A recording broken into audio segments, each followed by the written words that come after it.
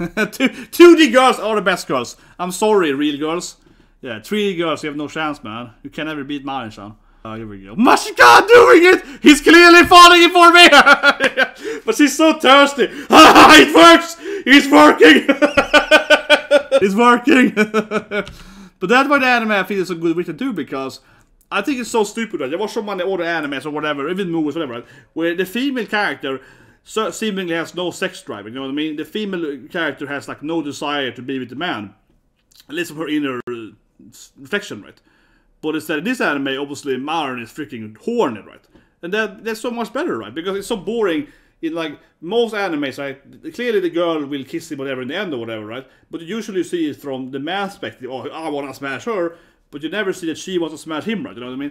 I'm generalizing, but I think it's a big issue, right, in a lot of shows. Love you! Skido! Finally, but I'm going to sleeping. So like, I'm using my power for ecchi greatness, okay? This is the best using of my skills, right? Like, I can do this stuff, yeah. This is clearly the best use of my power. Let's review it, right? So, that's the final episode, right? And my life feels over now.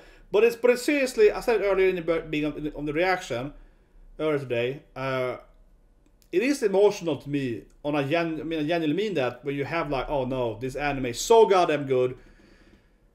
So I feel sad, right? Oh, I almost feel a little crying because it's like you watch something and you really, really love it, right? You don't want it to end, you know what I mean? It's not really relevant, I guess, for this anime itself. But it's relevance for the whole, like, if it's so good that you feel like a missing piece of your life or whatever, we don't have it, right? Like, this is by far the best anime, best rom-com I've seen in years, right? And you like every Saturday you sit down and you enjoy it so much, right? That it's really frustrating. That is over, right? And as I said earlier, at the beginning of the stream, I always feel the same thing with games. So for example, earlier today, right, we did unboxing of this thing. Video comes tomorrow, but yeah, we're gonna play this game tonight, right? Triangle strategy, right? And it's very common, I feel, for this kind of games. So for me, like this really good, yeah, like massive JRPG games, right? For example, I have them around me here. You know, I have like Persona around me here, to the video, and FF7 or whatever. So when I play these games, right, I have a tendency. Let me explain it before I go into the actual anime here, right?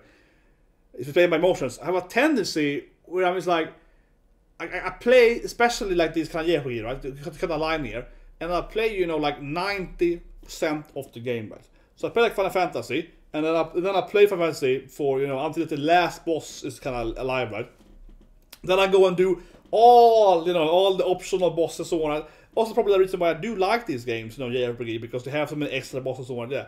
So then I go and do that. I play all the mini games, and then I finally, you know, kill the last boss, right? But like I one-shot it, right? Because I've been over leveling so much.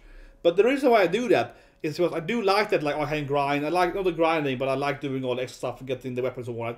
But also because if you go and kill the last boss, it feels like it's over, right? You don't want to kill the last boss. I think I have a tendency to like avoid watching this episode or doing the last boss or whatever. Especially in video games, it's very clear that to me, because I kind of, you know, I just beat Elden Ring right last week on Twitch. I seen that thing, whatever. And same thing there, right? I did everything. I did all the optional dungeons, and I did Millennia and whatever. I did all this like side bosses before I killed the last boss, right? Quite early. So when I got to the last boss, I did so much damage. I could almost kill the last boss in like 2 combos. I was like, bam, bam, bam, bam, yeah. The boss before the last boss, super easy. Yeah, I like killed him in. I killed the second to last boss in the first attempt, basically. It was so easy, right? Because I was like max level, right? When I wasn't max level, at one point, I was doing everything before I got to the last boss, right? Every mini boss, every extra boss, every optional thing, right? And then I got there and finished the game. You know what I mean? So it is seriously what I feel. This anime has been so brilliant. And the last time I felt this thing for a rom-com, it is definitely genuinely Kaguya-sama. As I mentioned it earlier, right? We have Kaguya-sama coming in. So that's my only bearing life grace here, right? Why the hell is that thing never weird? But yeah, like I mentioned earlier, right? But that's the only saving grace is that at least I got, you know, Shika, you're coming next season, right? Because but I genuinely felt the exact same thing. Go back and look at my first. My last my review of Kaguya-sama episode 12, its first season, right? I was like, this is the best rom-com ever. What can I do with my life now? So the only saving quality for my insanity here is Kaguya-sama is coming like a week from now, and that is of course gonna be the best rom-com next season, and is arguably a better anime than Marin though. I mean, they're both amazing, but they're a little different. They're rom-com, but you know, not really the exact same genre, right? Kaguya-sama is more, you know, psychology and a little bit weirder and so on. This anime is more wholesome, right? So they're not the exact same genre, but they clearly have a lot of overlap. But but yes, if you haven't seen Kaguya-sama, you should definitely check it out. I mean, I think it arguably is the best romance comedy ever. Then I think it's the best from. No, but I mean, these two are like my number 1 and number 2, right? And obviously, Bunny Senpai I feel is incredibly well written too, though. Bunny Senpai is so good in the beginning. The first 3 episodes, right? It's one of the best. I think Bunny Senpai, I would argue, wins in how good is the romance in just the first 3 episodes, right? Not saying that. I mean, I loved every episode. Don't get me wrong, I loved the movie and everything, right? I really love Bunny Senpai. I love everything of it. But it's the first 3 episodes. That's arguably like one of the best romance ever. That's like a movie. Also, the first 1 to 3, right? It's just so good. Like those 3. But anyway, I thought I kind of general here because this last episode, right? So I kind of want to summarize a little bit of my feelings, right? But as I feel so emotional, again, it's because this anime has been so good, right? Like this anime has been so good, it really has been like the best romance anime I've seen since Kaguya-sama. I don't think any other romance anime has been remotely close to it. I did of course like a few last year, like Butchan I like, right? You know, Kuro made, Nagatoro I like, and so on, right? But for example, those animes, they're good, but they're more comedy focused, right? Especially Nagatoro, it's very comedy focused. I still love Nagatoro, but I mean, it's like a, you know, it's comedy first and foremost, right? And romance, you know, secondary, right? This anime, romance is clearly, you know, the main thing, right? And then ecchi.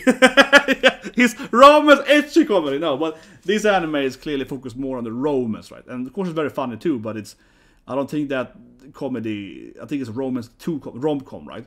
Where I guess Nagatoro is like com-rom. Yeah, you know, the first thing it does is comedy, then it's romance. But yeah, I think easily it's been the best romance anime since, like whatever. Arguably, it is the best romance anime ever. Like, and I genuinely mean that because even though I would argue and say that maybe Kaguya-sama is better as a whole, right? Because the comedy is better than Kaguya-sama, the romance isn't better. You know what I mean? Like with Nagatoro, yeah. Nagatoro is like, again, maybe funnier than this anime, but the romance is clearly as good. I mean, the romance is really close to Nagatoro. It's, again, as I mentioned, as like you said, right? Nagatoro, for example, in my opinion, is funnier than this anime, and they're all similar. People have compared Marin to Nagatoro many times, and I definitely think they're very similar. You know, teasing and so on, they're very, very similar. But of course, you know, this is rom-com and that one is com-rom, you know, as I said, right? But let's talk about the reason why then, right? Okay, so now I'm just gonna state that I genuinely think that this is arguably the best romance I've ever seen in my life, right? In anime. Does it mean it's the best rom-com ever, though? Maybe not, okay? So I kind of backpedal, no, but I mean, if you ask me, okay, rate the 10 best rom-coms, right? I still probably would put Kaguya higher, but that's because I think the comedy, right, in Kaguya is better, right? But not the romance, it's the same difference, right? But if you ask me only, you know, rate the animes based on romance, right? And the other qualities doesn't matter, you know what I mean? Like the animation or whatever, doesn't matter. This, yeah, might just take it win, right? I probably would give this anime the win, right? But one thing this anime does, though, that is easily the best of, right? Not even questionably the best of, is ecchi romance, though. If you're gonna talk like in that sense, if you're gonna include a genre of, you know, okay, this anime has, you know, ecchi stuff, right? Yeah, it has like, you know, whatever, yeah, like this kind of stuff right there. If you're gonna include that kind of stuff, you know, this anime, of course, easily wins. if you're gonna introduce that as a measurement, right, or whatever. I mean, I would say that etchiness is like another, how say it, category, genre, ecchi, yeah. You know, this kind of stuff, right? This kind of stuff, yeah. Like, then this anime easily wins. It's, but that's one thing the anime does so well. Let's start with that thing. As I said again, I reviewed it last week too, but I feel the anime, especially on like stepping the line, right? I thought about it more in last series. I won't cover it too much here, but it's the general thing that the anime is like really mastering of stepping this line of what is hentai and what is like, you know, not hentai. what is not hentai, but almost hentai. You know, like what is, yeah, where's the limit, right? This anime really excels on that, though, right? It really excels on that, and that's something that it definitely wins in. I've never seen an anime being so ecchi but also feels so wholesome at the same time. And that's sort of weird with anime. Because you know, you have animes like, for example, NOOO Biyori, which I love, like freaking wholesome masterpiece, right? Rengi-chan and so on, right? But that anime, of course, has absolutely zero sex appeal, right? I mean, it's a freaking little Rengi. Yeah, it's the least, you know, ecchi anime ever, right? It's just incredibly wholesome. Also, come on, ecchi, right? She just fell into the water, she's wet, her, you know, her tits are, you know, yeah, the water that she's thing, you know what I mean? So, it's wholesome, but it also, of course, is mixing this, like, very sexual message, right? Which, of course, we all know, because anime is super ecchi. So that's what I mean. I said it many times over these weeks, right? But I've never seen an anime being so good at, yeah, mixing these things. Because, again, like, you know, if you look at something like, again, the NOOO Biyori, right, or something similar, new game or whatever, they all have, like, wholesomeness, right? And, yeah, the ecchi appeal is, like, zero, right? I guess the new game, you have one of them, Zero Pantsu, I guess, slips in the Pantsu a lot, but still, like, that anime is, like, very wholesome, right? Not really much appeal to them, to the, you know, stuff, right? But this does it a lot. So every episode does it really well, right? Of course, as we all know, this thing is the most clear one. But I mean, yeah, every episode, and it was every episode really excels at selling the sex, I guess, you know, the sex appeal. But it does, right? Let's just be honest here. One thing the anime does, and this makes a good romance anime, is that it's so good at selling how good Marin as a girlfriend is, or how sexy she is, and how pretty she is. Yeah. I've seen so few other animes that have been so good, truly so good, at like selling how, you know, telling you or showing you how incredibly amazing the woman is. You know what I mean? Yeah. It also sells Goju. Don't get me wrong. It also sells Goju too. Goju is an amazing boyfriend, and it really also sells you Goju, right? That it's so good at like really presenting how amazing and happy Goju gets by dating her, right? How she's so funny and sexy and cute and smart and everything, right? So that's something, right? If you want to look for a boyfriend or whatever, if you want to use Tinder or something, or Grindr or whatever, right? And you should ask the author for this manga to be like, please, can you write me my profile? Can you please tell me how to stand and look good? Because I feel like I've never seen an anime, again, being so good at presenting how amazing the female main character is. She is seriously presented as like a goddess, right? Much more than, you know, comedy, like with terrible person. But so that's really good. But as I said, though, let's just be honest here. Not honest, but I mean, of course, a good selling point is that also Goju is also presented as an amazing, nice boyfriend, right? And but there's not so much this episode here. But in the previous episode, right, when we see Goju, for example, you know, overworking for her, right? He's all, you know, stressed out, doesn't sleep and so on, right?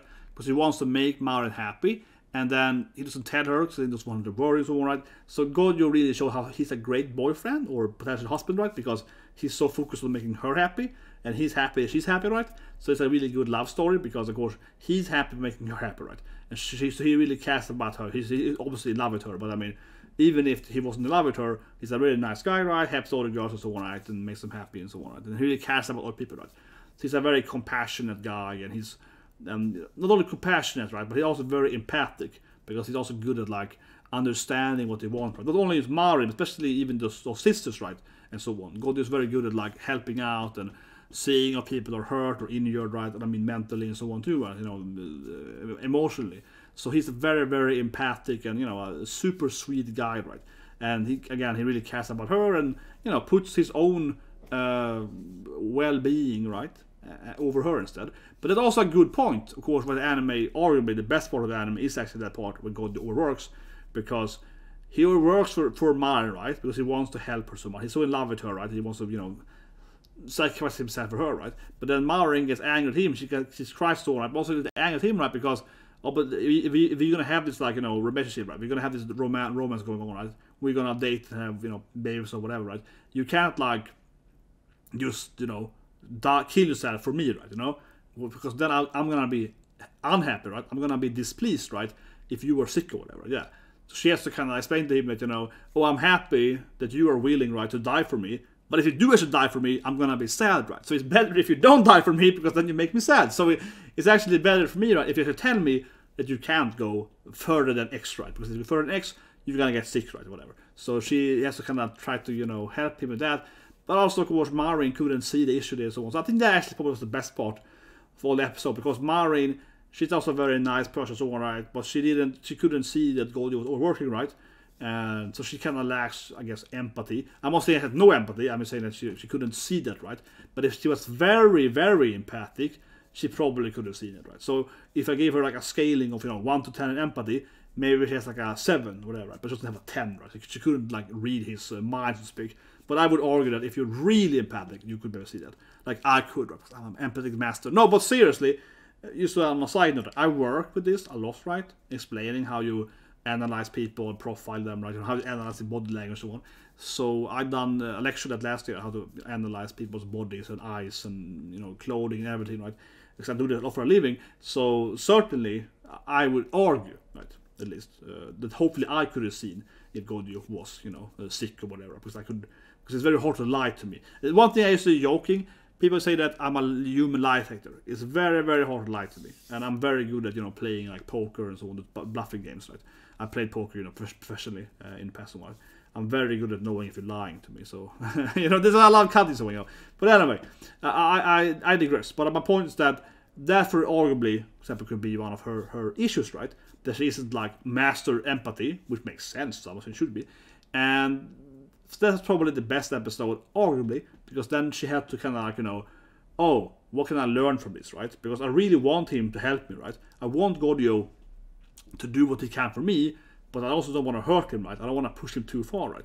Because he's so nice to me that he's gonna hurt himself to save me, right? And I don't want that, right? I want him to help me, but I don't want him, you know, to lose anything by doing it himself, right? So I think that probably is my, going back to that is probably the best part of the season so far. Even though, of course, every episode has been amazing, and obviously I personally prefer Kuro, Gyaru, Marin, right? I think that from a writing standpoint, it probably excelled the most there when she was like, because there was so good character development and like Marin reflecting over her behavior against Godio, like, oh, I'm clearly, you know, seducing him and it works great, but I'm doing it too much, so he's hurting him. So yeah, I'm too sexy, you know, my sexual powers are too powerful, like I'm hurting my friend with my sexy ass, you know, makes him, you know, jump over, you know, yeah, he's getting sick to try to get my ass, you know, yeah, kinda right, you know. I said it jokingly, but it was really, I think that was a really meaningful bit, right? So the anime has been really fantastic, and I don't know, but that's probably my favorite part. From an ecchi point, probably the best part when he gets there. we all know we all know what is the best ecchi episode. We all know what ecchi was the best. But from a writing standpoint, she's really good at being both cute and sexy. I love this kind of scene in, you know, in an ending, right? And I think they made it really good too, because, like for example, Landale also ended this week, right? Which I really liked. It was like fun, you know, mommy anime, right? But that anime had like a 2-3 minute flashback of her like recalling the whole season, right? And I think it was fine, you know. It's a final episode, lets me recall my favorite moments, right? So I think it made sense. But here I think it was done even better. I mean, it was just a slideshow, but there was like a very also I think this was great because this isn't that fast. Sorry, I mean, I'm too excited. This scene wasn't that slow. I mean, I might say fast forward. This scene wasn't that slow, right? It was actually very fast. It kind of showed you a lot of here's a bunch of, you know, scenes, right? Marin happy about his outfit and so on. Yeah, it just showed you like a bunch of the highlights, right? Without really going into detail. So it actually very quickly. This is when he shows Tokuba's. This is the episode with the kind of the dressing date and so on. So it kind of just quickly, it didn't show you all the scenes, right? But it kind of showed you most of the outfit and so on. So I think it actually was really well done. And it's kind of fun because these are the same people, right? Or the same company at least. They did the slideshow in Promised Neverland. That was the worst thing ever. Yeah, it was the worst ending ever in anime, arguably, is Promised Neverland 2, right? Here's them doing a slideshow of the callbacks in a nice way. And I like how they have more than one, you know, outfit on the same scene, right? So they can just very briefly just go over her different outfits, right? And so on. Because of course the anime is a lot about showing her outfits, how they made them, how they made her happy, right? His struggle to make them and so on, and the different events around it, right? No, they did skip out a few of them and they didn't show the sisters, so they didn't go over all anything. But just from her perspective, right? going over all the great moments that they had together during this year of anime. I don't know, the anime took place like roughly 1 year, right? I don't know exactly, but it's like, you know, to the summer vacation and things. So I don't know exactly how long they have been dating, so to speak, right? But I feel it's roughly the 1 semester or half a year. But whatever, you get the point. I think it was great, honestly. This feels like the opposite of Promised Neverland. Here they just very, very quickly go over the cute scenes. With Promised Neverland, it was like a several minute slideshow. Here's all the scenes, but also, of course, in Promised Neverland, they showed you scenes that didn't happen. So, not to go into that thing, but if you have seen Promised Neverland, you know what I'm talking about. In that anime, they went and showed you like a slideshow, right, of manga scenes that they never animated. So it was like a whole season. They were like, here's the dragon, here's this thing. They showed you like all the events. Here's the coronation, here's this war. They showed you like all the scenes that they never actually went and animated for Cloverworks. And it was just so insane. This, of course, is the opposite. They're showing you all the best moments they animated. This is the absolute opposite of Promised Neverland ending. It's really funny. Holy shit, man. It was so bad. But anyway, let's go on. Right, Marin's always trying to make new outfits and so on. The anime also had this thing. I want to mention it briefly, right, in the last review here of this episode. I'll probably make another review, of course, later on. But my point was just that I think it's kind of cute too how the anime was educational. Okay, I'm not saying this is the most educational anime ever. But it certainly reminded me of the Eurocamp or whatever, where it's like, oh, so you want to make a cosplay outfit, it costs this much, or you should probably make this angle. Okay, so you want to, you know, okay, you want to, I don't know, you want to buy this thing, or you want to, like, get this tan right, you're going to buy this cosmetic, or you want to do this Yale thing, or you can buy this kind of poster, you can do this slide thing, right? So the anime actually was also to, I mean, I don't think it mattered that much. I just want to point out, right, that every episode, not every, but most episode also was somewhat educational as well, right, into the whole cosplay circle, right. So that was good too. I mean, I won't say that was like, oh my god, that's why the anime is the best anime, but it was a bonus. It was a bonus, right? It was a bonus, and I think that's true for example, as I mentioned, Eurocamp, where you teach how to make different firewood and so on. Yeah, like why not, right? Then of course there are some animes that are very educational, and they probably are too much, and they stop being funny, right? So I think also the writing here is good because it's educational. But it's usually some kind of joke how Gojo gets, like this in here, he gets panicked. And Marin is like, ah, come on, honey bun, let's get married. Like, you can pay for half my stuff, you know. You know, and he kind of has this feeling he's always afraid of here. So, yeah, he's gonna like, oh shit, Marin-san, we're gonna get poor. We're gonna live on the poor street, you know. But yeah, it's been a fantastic anime. I can't help myself. You know I am. I can't help myself, okay? I just can't help myself, right? You see the boobs, you see the power, using my power of greatness, right? What can I say, right? It's been the best romance anime ever, really, but I think it's just so good how you really understand why they like each other, right? As I mentioned, right, it really tells you how Marin-chan is the hottest freaking woman ever. I'll say F-word, yeah, you really wanna, you know, it really tells you that. But it also, as I mentioned, of course, keeps telling you how Gojo is so nice too and so on, right? And that just makes you really like it, right? And then you have the jokes with Marin and so on. But lastly, I want to really stress on this thing, right? That I mentioned during the reaction part, and I just really love how Marin is horny, okay? That's just like simple to say it, right? But I just really like how Marin-chan, she wants the penis, right? You know, let's be honest here. And that's sounds like I'm blurping out some mean words or whatever, right? But it's really important to really think about that, honestly. So let's talk about that last, right? Here it is. The character, sure, I mean, she's dating, you know, the main character or whatever, right? Or, I think especially because in a lot of animes, I guess you see it from the male perspective, right? You see kind of like, whatever, he's dating this horror girl and so on. But you never really get like a good understanding of why they want to have sex with the main character, you know what I mean? Sometimes she's very, very, very blatant. Okay, he saved her life from an ogre, so now she wants to, you know, smash him. Okay, whatever, right? Yeah, okay, it's very simple. But most of the time, it's like you have this dating or whatever, and you never really see her perspective. And even if you do, it's not written as that the woman wants to have sex, right? And it sounds like a sort of very weird complaint or whatever. Maybe it does, but I feel that if you think about it, it's not only an anime issue, right? It's an issue in live action, right? You know, Hollywood and so on, right? You have that feeling of the lack of urgency. That's the word, right? The urgency lack that the female character cannot be horny, right? And that's kind of like, for example, Mustenshi, was really good in that last year, how Aries wants to have sex with Rudy, right? She wants to smash that boy, right? And that's how people, as I said with Immortality then, how people hated on Rudy for going something like that. And I was like, it's just so silly, because in this case though, it was the female character. She was the aggressor. She was the one that wanted to try to seduce him, right? She's the one trying to push him into bed and so on, right? So how can you blame the boy for doing it when it's the older female character, getting into it, right? And logically, it just made no sense, right? To say it, at least from an error perspective, right?